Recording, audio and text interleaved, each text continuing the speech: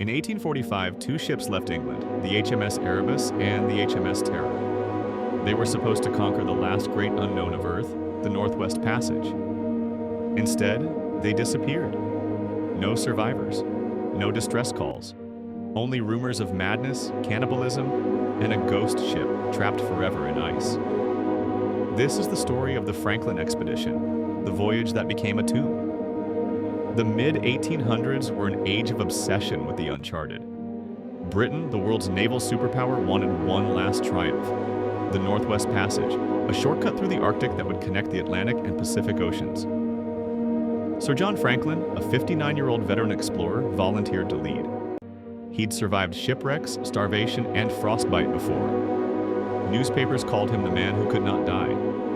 The Admiralty equipped him with two of the finest ships ever built, the Erebus and the Terror. They were fitted with steam engines, reinforced iron hulls, and even libraries and musical instruments to keep morale high. The mission had everything it needed for success, except for an understanding of what waited in the frozen north. On May 19, 1845, 129 men sailed from the Thames, cheered on by crowds. They carried 3 years of provisions, salted meat, lemon juice for scurvy, and tens of thousands of tins of food, a new invention at the time. By August, whaling ships spotted them entering Baffin Bay, the last stop before the ice. Then, nothing. Years passed. No letters, no sightings, not a trace. England waited, prayed, and finally panicked. Dozens of search parties were launched, each venturing into the Arctic maze of ice and fog, chasing ghosts. In 1850, a rescue expedition stumbled across their first grim clue: 3 graves on Beechy Island, each marked with a sailor's name, perfectly preserved by the permafrost. It was the expedition's first winter, and already men were dying. The ships had been trapped in the ice. When scientists exhumed the bodies over a century later, they were shocked. The sailors' faces were eerily intact: blue skin, open eyes, and blackened nails. Tests revealed massive levels of lead in their bodies. The canned food, meant to keep them alive, was poisoning them. Lead from the soldered tins had leached into every meal. The men slowly lost their strength, their coordination, and eventually their sanity. Their minds slipped into hallucinations and confusion. One officer's diary was found frozen beside him. The final line read, "Death marching south." By 1848, both ships were abandoned in the ice. 105 survivors attempted the impossible, hauling massive sledges across hundreds of kilometers of frozen wasteland.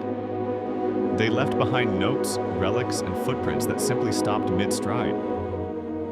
Inuit witnesses later told explorers what they'd seen: groups of starving white men stumbling across the snow, some falling and never rising again. They described half-buried tents, broken sledges, and something even darker: men cooking the flesh of their dead comrades.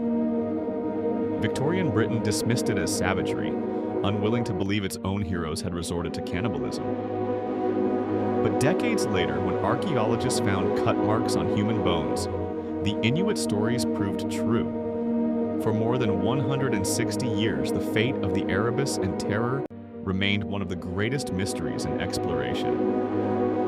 Some believed the ships sank under the ice, others claimed they still drifted as ghost vessels through the Arctic fog. Then, in 2014, sonar scans revealed a stunning image.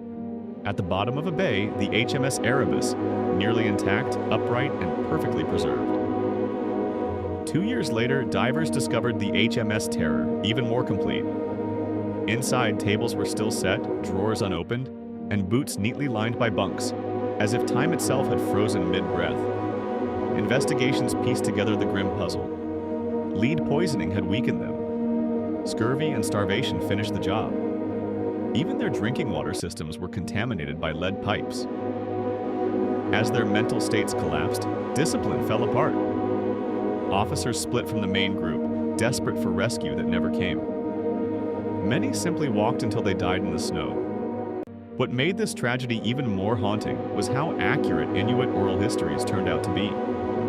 For generations, Arctic communities had passed down stories of strange ships trapped in the ice, of desperate men pulling heavy sledges, and of eerie figures wandering aimlessly across the tundra. Those stories were dismissed for over a century until the evidence proved them right. The Franklin expedition became more than a lost voyage. It became a curse. Every few decades, new expeditions set out to find the wrecks, and many met the same fate: frostbite, shipwrecks, and disappearance. The Arctic doesn't give up its secrets easily. Even modern divers exploring the wrecks report strange sensations. They speak of footsteps echoing through empty corridors, tools shifting underwater, and the overwhelming feeling of being watched. When one team opened a drawer on the Terror, they found a pair of gloves, still clasped together, frozen as if in prayer. The ice had preserved everything: the ship's timbers, the books, even the silence. But it also preserved the warning. That human ambition means nothing in the face of nature's indifference. Today, the wrecks of the Erebus and Terror are protected heritage sites. Artifacts recovered include boots, toothbrushes, a shaving kit, even a still-loaded pistol. Each object tells the same story of hope, desperation, and resignation. These weren't just relics of empire, they were the frozen remains of men who believed they could outlast the world itself. The Franklin expedition set out to map the final blank space on Earth. Instead, it became one. For the Victorians, it was a story of bravery and tragedy, a cautionary tale wrapped in national pride.